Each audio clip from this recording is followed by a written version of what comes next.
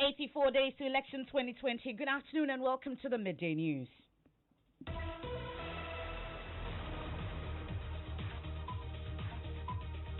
And we're celebrating 25 years of fearless and impactful journalism. This bulletin is coming to you live from the Joy 99.7 FM studios here in Kokomlemle at digital address GA0993341. Also live on Love 99.5 FM in Kumasi, affiliates across the country including A1 Radio in Bolgatanga, Volta Premier in Ho, Radio Max in Takrade. We are around the world at myjoyonline.com. In this edition, police homicide experts begin forensic data collection at the home of Professor Yao Bene as they launch Midday investigation. We'll hear from his neighbors who are still in shock.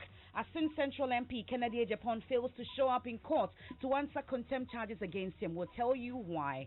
And also later,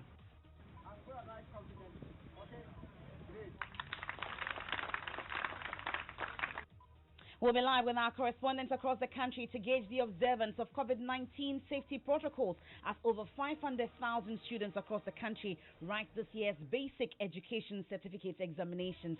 And later, from the neighborhoods of Adabraka to the London School of Economics, we hear the story of Evans Mensah, host of Top Story here on Joy FM as we celebrate 25 years of fearless journalism. And in sports, former Sports Minister Nilante Vanderpoel promises more support for lesser-known sports should the NDC win the 2020 elections.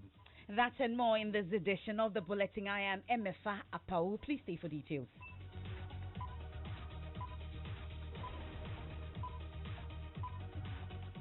And this afternoon, a team of police homicide experts led by the CID boss, DCOP Ken Yeboah, are at the home of University of Ghana law lecturer Professor Yao Bene, where he was found dead at the weekend. The lecturer was found dead and lying in a pool of blood in his Adringano home with his hands and legs tied. As the investigations get underway, we take you there live now for more on this shortly. But first, though, here's a security desk report on the incident. The law professor at the University of Ghana, Professor Emmanuel Yao Bene, was found dead in a pool of blood at his Adringano home in Accra Saturday. Police say he was found with his hands and legs tied. They also found several cuts on his body. A former colleague of his and head of legal services at the National Communications Authority, who first broke the news on his Facebook page, Dr. Opoku Eduse, gave us the following details. Well, it's a sad day from the accounts. Our Lord Dean was trying to reach him because he's not heard from him for about 3 days, and the calls went unanswered. So when follow-ups were done to his house, news that came out was good, and that's what we are hearing now. And from the stories we are now reading, it seems that he had been tied. There had been some injuries on him. According to reports, there was no sign of a break-in or forced entry at the Adringano mansion. Isaac Butchie, who claims to be Professor Bene's domestic help since 1994, also gave us some details.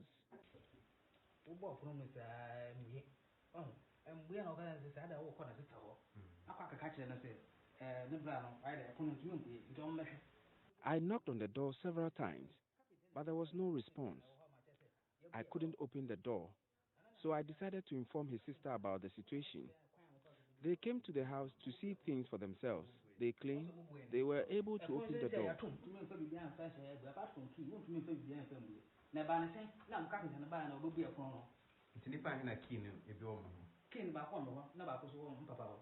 Police say it suspects foul play and has already opened a murder investigation. 4 persons have so far been arrested in connection with the crime. DSP Fiatingi is the Accra Region Police PRO. The police have picked up 4 persons who have come under suspicion in the murder of the law professor in his home at Adringano. They are currently being interrogated as part of police investigations into closing up on the culprits.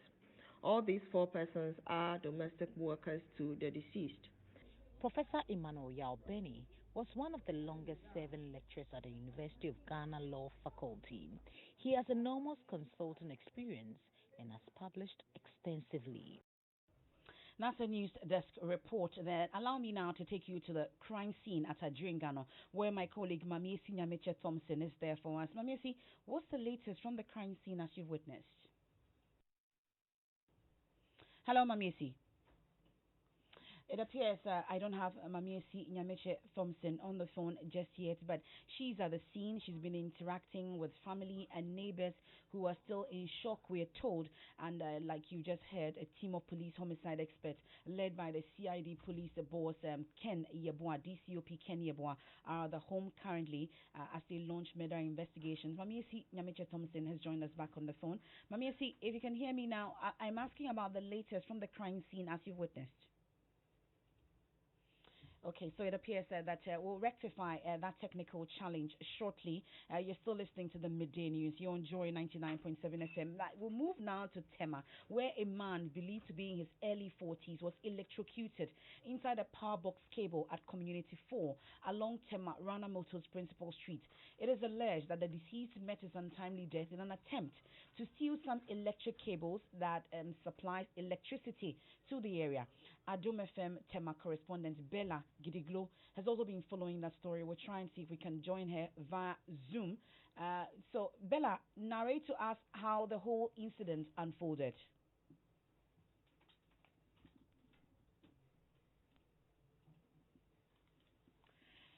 Do we have Bella on the phone as well?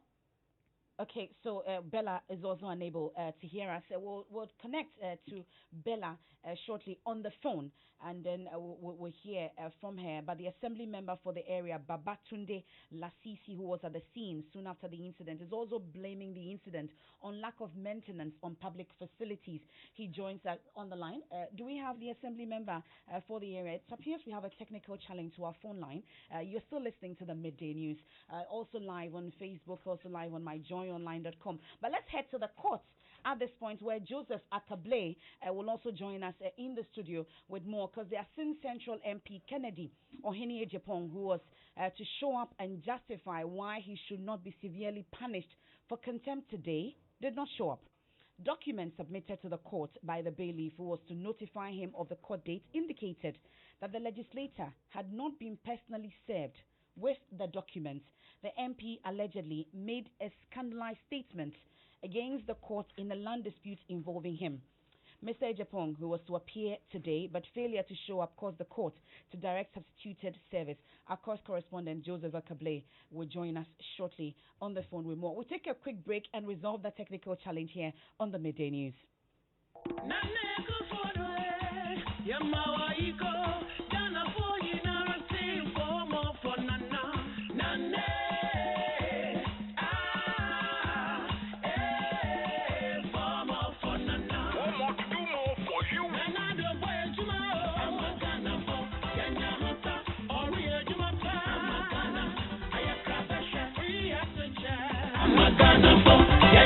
One district, one factory. I'm a Ghana. Kenya is plenty for food and job. I'm a Ghana for Kenya. One village, one Zambo. I'm a one constituency, 1 million. Year of pretendo. I'm a Ghana for Kenya. Nation builders call. I'm a Ghana. Kenya is nursing training all over. I'm a Ghana for Kenya. Teachers training all over. I'm a Ghana. And I have to show my and see the other Ghana for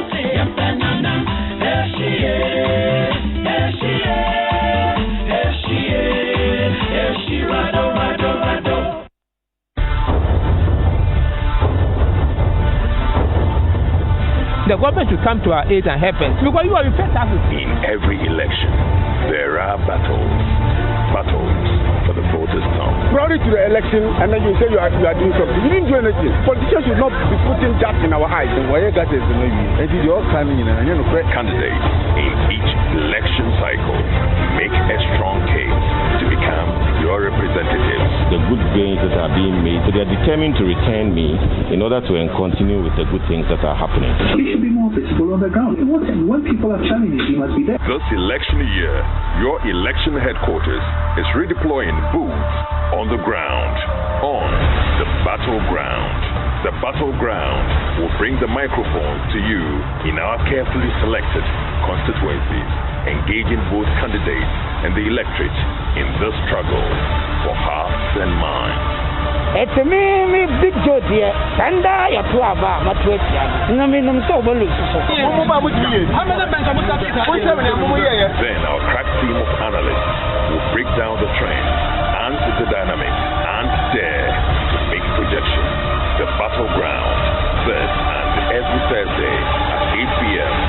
your superstation, Joy 99.7 FM.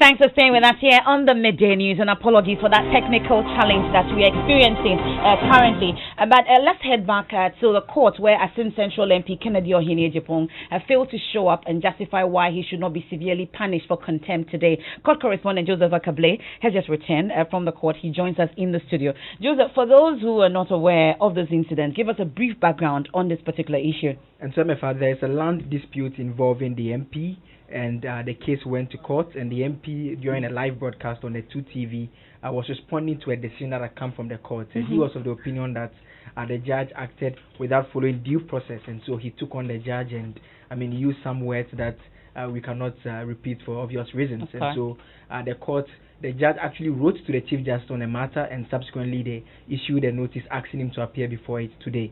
And now, when we got to the court this morning, he was not present when the case was called. Why? The registrar has filed documents that has an affidavit signed by the bailiff who was assigned the responsibility of informing him of the court date. Now, the bailiff says that he went over to his offices at Net 2 and Oman FM, and he spoke to the MP through the receptionist, and he informed the MP that he had documents he wanted to give to him, and that the MP's response was that they should take a shot of it and send it to him, but the documents should be sent to his office in Parliament. And because it's contempt, they need to serve him personally before he can be deemed to have been appropriately served. And so they took the documents to Parliament, they gave it to the clerk of Parliament. The clerk subsequently wrote to the court informing the court that they've been unable to locate and give him the documents, and so they returned it that they should find another means of serving him. And so as at the court dates today, he had not been served with the documents personally. So going forward, how are they hoping to serve him since the other means failed? And so the court has opted that one, it should be pasted at the notice board at the law court complex. Also, they have to paste that on the buildings, the Net 2 and Oman FM buildings, and once it is pasted on the building, he would have been deemed to have been served, and so he's to appear on Friday. And the business of the day is that he used to come and explain to the court why he should not be punished for making comments that the court deems to be disrespectful to it. Okay, well, but have we heard from him in all this? No, not yet. Not yet. Okay, so that's our court correspondent Joseph Apawu bringing us the latest on this Kennedy Ohinie-Ejapong and contempt issues in court. So going forward, he's to appear on Friday, and notices will be pasted at the court premises and Oman FM building. This is the Midday News. Let's write some exams now. When we are coming, the road was not good at all. We stayed there for about 2 hours. We were thirsty. That suffer that we suffer cannot affect us to refuse to write in our exams. Our hope is in God. He should help us so that we can pass our exams. So you have a BEC candidate expressing confidence and hard work and hope in God will enable her write the final exam. She's among over 500,000 candidates from 17,414 schools, 40 schools writing the exams throughout the country. Observance of COVID-19 safety protocols is high in various examination centers in the Ashanti region, visited by Love FM's Nanaya Ojima. He visited the Oforikro municipality and has this report from his observations. Veronica buckets for the observance of hand-washing protocol are dotted across this center. Love News gauged mood of the students here. We're writing English and RM, and so far so good because we have been learning our textbooks and past questions from the government, so it's good, it's good. I'm not feeling well. Why I'm afraid. You are nervous. No, you don't have to be nervous, but you are well prepared. Yes. Are you well prepared for the examination? I'm well prepared, so I'm okay. I'm confident. From Kumasi for Joy News, Nanaya Ojima reporting. So that's the situation in the Ashanti region, the Oforikro municipality where Nanaya Ojima is reporting. Now in the Northeast region, correspondent Elias Otanko reports a gentleman has been arrested by police for attempting to smuggle foreign material to some candidates. Let's see if Elias Otanko joins us on the phone. Elias, are you able to bring us up to speed on this arrest? No, that technical challenge still persists, but he's been interacting with the supervisor at the Wolugu SHS Center, Abudu Adam, ahead of the exams. About 3 candidates from Basengpe not able to sit for the exams. He's been speaking to him. We are not heads of those schools. We are a center, so their headmasters are around. So probably when we are able to determine that we might be able to contact them and find out why those people haven't come. But as at now, because it wasn't our area of concern, we did not find out from them whether there are absentees as a result of the floods. Now, before the exam started in the Techima North District of the Bono region, correspondent Anas Sabit spoke to the education director, Theresa Bebu. We are not heads of those schools. We are a center, so their headmasters are around. So probably when we are able to determine that, we might be able to contact them and find out why those people haven't come. But as at now, because it wasn't our area of concern, we did not find out from them whether there are absentees as a result of the floods. Now, Anas Sabit was in Twobodom and he's been assessing the adherence to the COVID-19 safety protocols. Largely, we're told that is happening at the various centers. But let's head to the Western region now, where a total of 36,721 candidates are expected to write these exams. Correspondent Inatalia Kwanza has also been checking on the safety protocols and what students have been telling her. At least there should be people to ensure that all the COVID-19 protocols are followed by each and every student from every school. Now, she also interacted with a nurse at one of the centers who says her duty is to counsel students. We already have a nurse in school. We have an isolation center in school. So since we are coming to exam center, we can't come to the exam center without a nurse. So we came along with it so that in case of any emergency, she will be here to take care of it. So that's the situation in the Western region, and we are told that largely students are observing the COVID-19 safety protocols. Veronica Buckets and all that they need has been provided. Now, Ivy Setoji reports from the Volta region that examinations started smoothly until one of the female candidates had what her father described as a spiritual attack, resulting in manifestation of some unknown spirits. Speaking to Joy News, the father of the girl said the problem started this morning when they were leaving the house for the examination center at Mauli Senior High School. Ivy will give us more details on that, but that's the situation. But apart from this incident, we're told that it's been smooth so far. Well, in the Upper West region also, Rafiq Salam has been monitoring developments at some centers, and we'll hear about the process. But here in Accra, my colleague Manuel Kranting was at the Basic Ordnance Depot. Here's his report. We are expecting that whatever we learn should come, we'll be able to write it and write it well. In good spirits, I'm feeling very great. You don't feel scared at all? This is your first external exams. You don't feel scared? No, I'm not feeling scared. It's like normal test to me. What's giving you this confidence? Oh, it's my mom. She's always encouraging me all the time. Did you do online learning? With our teachers, some of our teachers. How effective was it? It helped us a lot. I really couldn't learn well when I was in school, in the house during the COVID. I was trying though, but then when we came back, the learning returned suddenly. Yes. So 2020, we all thought it was going to be a great year, and then no, the COVID came. It's very short, but I'm not going to allow COVID to distract my BC. How prepared are you? I'm 100% prepared. And you're going to mash up the paper? I'll even blow it. You blow it? Yes. So, well, on that blowing of paper notes, and that's it for the BEC and our rounds so far. We can only wish them all the best in the exams that it ends on Friday. But staying a while longer on issues about COVID-19, it's time for Joy News Agenda. Now, she quit her regular job with a cocoa marketing company to establish a school. But 3 years on, Nasifatu Ibrahim has had to shut down because of COVID-19. She's on Joy News Agenda today. My name is Nazifatu Ibrahim. I'm 35 years old. I'm the proprietor of Nazis Early Childhood Education Center, and I have about 120 kids in the school. It is just another day in the home of Nazifa to Ibrahim. At this time of the morning, she should have been packing up and heading to the school she runs, but she cannot do that now. Her school and livelihood is shut. Mostly, I think of my teachers, because looking at how things are going, by the time school reopens, we will lose most of our teachers. Being self-employed is not a bad thing, but when you are hit by a crisis and you don't have anybody to depend on, it's really difficult. So let's let's hope things get better soon. 3 years ago, Nazifatu, a first degree holder, resigned from her job with a cocoa marketing company to establish a school. When I started, it wasn't all that easy because working and going to school and being a mother at the same time, it wasn't easy. So a friend of mine encouraged me that why don't we start a school so that I can quit my job. And then since I'm doing education, I can blend it with the schooling and then the education whilst not working in the cocoa company. That will help me in the education more than working in the cocoa company and the same going to school, because I was offering different courses and it was confusing.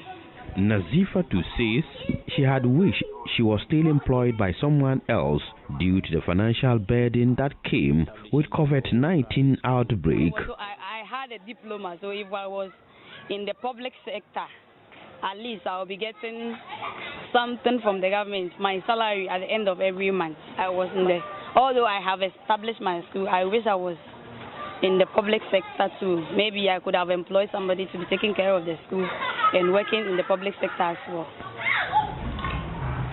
This is Nazifatu Early Childhood Education Center, where she was grooming children to become responsible and smart future leaders, but she would have to wait till 2021 to be able to run her school again. A report by Mohammed Nuruddin. Now, former President John Mahama is admonishing the youth not to see politics as a way of making money. John Ejekumkofo, who doubles as the chairman of the Kufuor Foundation, says the youth must equip themselves with the necessary knowledge and must not see politics as money-making venture. Speaking at the induction of 30 scholars recruited for the Kufuor Scholars Program on leadership and mentoring, he said he went into politics prepared financially and advised the youth to do so to reduce bribery and corruption in the country. I'm telling you not to try to cut corners to make headway. I didn't come by money through politics. I hinted a short while ago I was born into privilege. You need to equip yourself well so you don't go compromising yourself. Taking bribes and things like that. No. You want to do good work in politics. You needn't be corrupted. You do your work well, but always knowing how to live within your limits. And if you know you want to pursue that and you do not say you are not coming from the background with resources, then I say, please, don't go in there as an avenue to enrich yourself. Former President John Ejekumkofo, with those wise words, we'll take a quick break here on the Midday News. Our top stories: police homicide experts begin forensic data collection at the home of Professor Yao Bene. We brought you details on that. As in Central MP Kennedy Ejapong also failed to show up in court to answer contempt charges against him. When we return from the break, we have sports, and then... This is Top Story with Evans Mensa. Tonight, students on ramp. When I was in Jaga, I applied to intern at Joy FM twice. It bounced me in 2 occasions.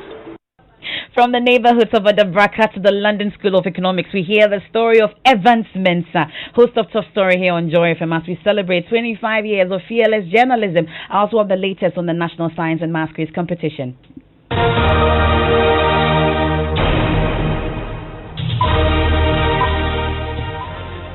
Thanks for staying with us. Let's do sports. Hans Penzando. And before it's election season, the promises continue to come in the field of sports, and former Sports Minister Nilanti van der Poel has promised more support for lesser-known sports if he returns as Sports Minister should the NDC win the 2020 elections.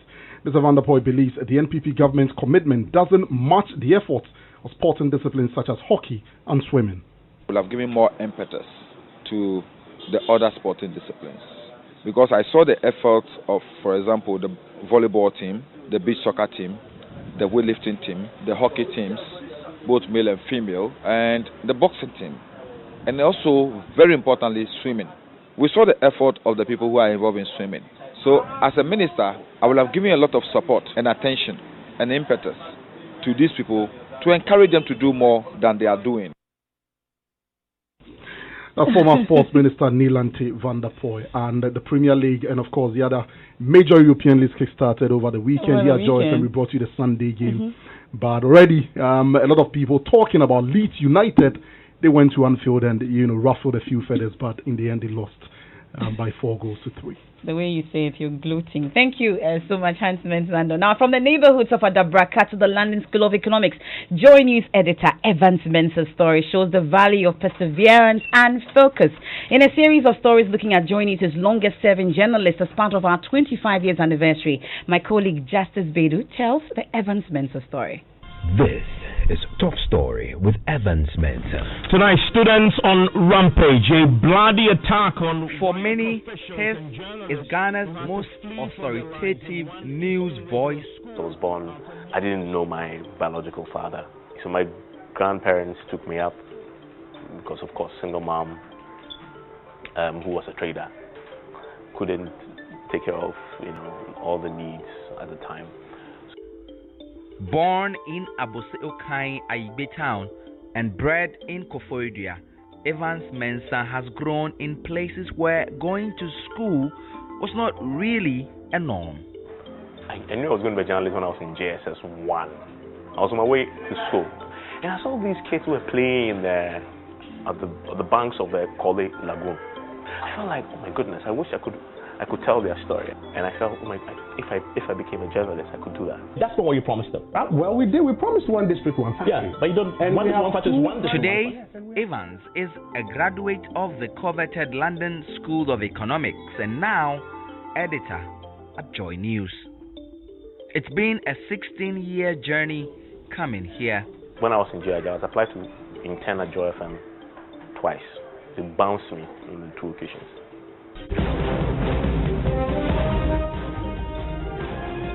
Our projection is that Nana Addo Dankwa Akufo-Addo will win the 2016 presidential election. I'm really surprised that I'm doing this, actually, like doing politics. I'm terribly surprised. Like, I don't know when that became part of my being. I came here in 2004, I said, I think 10. That was the year of an election, so an election year. So that's my first experience at elections. I remember I covered Udurudio. I just want to be the best version of myself every single day. I mean, so when you hang up the boots in journalism, which will certainly come, you give yourself every single day. I judge myself every single day. I don't look in see that the thing about journalism is that your audience will judge you, nobody else, not your boss, not your HR. The media landscape is changing. Evans says he misses the past, but is excited for what the future holds and hopes, like in 2004 when he first came here, Joy would still be leading the pack in the era to come. There are many things in society that wouldn't have been without Joy FM. I mean, if you imagine the number of investigative reports, if you imagine the number of individual stories that we've told that have changed lives, stories that touch people's lives, like, I mean, we helped build a whole hospital. Justice Bedu. And you have no reason to fail. Always remember the Evans Mensah story and remember that you can also do it. Now, he had gone to play tennis at the University of Ghana campus with his lecturer and friends. His curiosity as to why birds could stand on a live electric wire without getting electrocuted while humans cannot has now given birth to the biggest educational competition in Ghana, the National Science and Maths Quiz. That's the story of Kweku Mensah Buntu, chairman of Primetime Limited, organizers of the NSMQ. As the preliminary round of contest moved to the Eastern, Bono and Ahafo regions, Maxwell Agbagba put the spotlight on how it all started.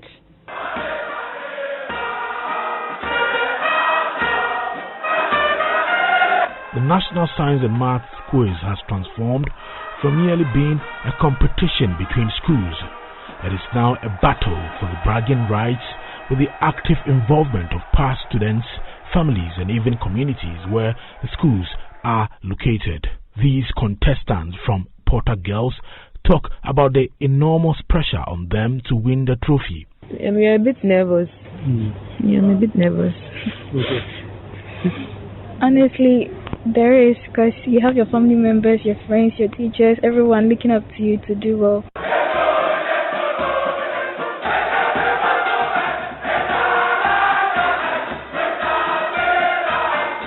What started as a dream on a tennis court at the University of Ghana campus is now reality, providing quality edutainment to many. Here's initiator of the dream, chairman of Primetime Limited, Kweku Mensah-Bonsu. Sometime in 1993, a Saturday evening, I went to play tennis at Legon. Parking my car, I saw these birds jumping on live wire, on these overhead wires. And I kept wondering, why can they do that?